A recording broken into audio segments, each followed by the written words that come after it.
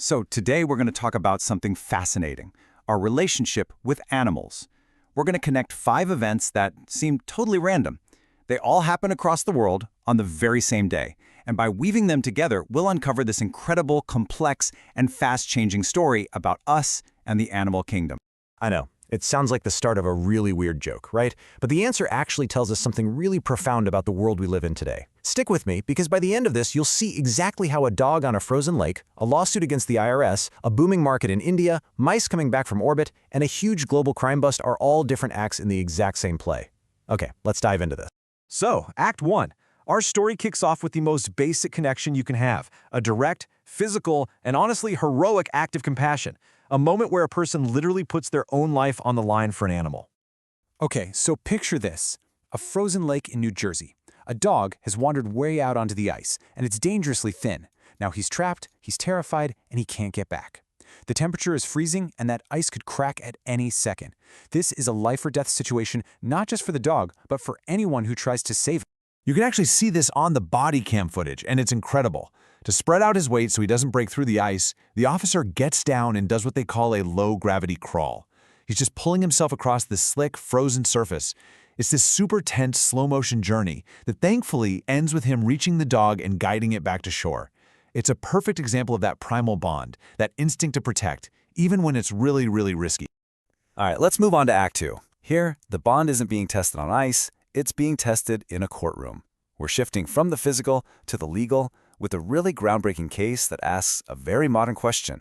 What exactly is a pet anymore? So I want you to meet Amanda Reynolds. She's a lawyer in New York, and her co-plaintiff, an 8-year-old golden retriever named Finnegan. And yes, you heard that right, together they are suing the IRS. The whole case really hinges on this fundamental question. For centuries, the law has seen pets as property, like a car or a couch. But Reynolds is arguing that that's totally obsolete. Her claim is that Finnegan is completely dependent on her to survive, and because of that, he should be considered a legal dependent. And it all kind of boils down to this number. Amanda Reynolds says she spends over $5,000 a year just on Finnegan's care. Her argument is pretty straightforward. If she's providing for all his needs at this cost and he is completely reliant on her, well, why shouldn't he qualify for a tax credit just like a human dependent would? If they actually win, this could completely change the legal status of pets everywhere. From a single lawsuit, our story is now zooming way out to an entire country and a massive economic shift. Let's take a look at how our changing feelings about animals are creating billion-dollar industries seemingly overnight. We're looking at India, which is in the middle of this huge pet boom. But the real story here is which pets people are getting. In the cities where most people live in apartments, cat ownership is just skyrocketing. It's now getting close to half of all pets. This shows this massive societal shift away from dogs and towards animals that are, well, just better suited for a modern city lifestyle. And you know what they say? Where society shifts, money follows. India's pet care market is projected to explode past $800 million. That's a huge number. Major global companies are scrambling to get a piece of this, planning to launch things like high-end cat foods and techie pet care products. So this isn't just about people liking cats more, it's about our emotional bond with them becoming a really powerful economic force. So, our story has taken us from the home, to the courtroom, to the economy. And now we're going to the final frontier. In this act, animals aren't just companions anymore. They are becoming partners in one of humanity's greatest adventures. Get this. China's space agency just announced a major breakthrough. They sent some experimental mice up to their space station on the Shenzhou 21 mission. Well, they're back on Earth, and they've successfully had babies. A mother mouse gave birth to 9 healthy pups. This is a huge deal because it's the first time it's been proven that a short-term trip to space doesn't seriously harm a mammal's ability to reproduce. These space mice are true pioneers, giving us crucial data for the future of long-term space travel for all mammals, and that includes us. Okay, for our final act, we have to face a darker truth.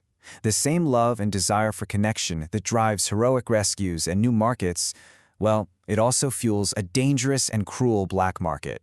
There's a shadow side to our bond with animals. On the exact same day that all our other stories were happening, Interpol announced the results of a massive global sting operation, and the numbers are just staggering.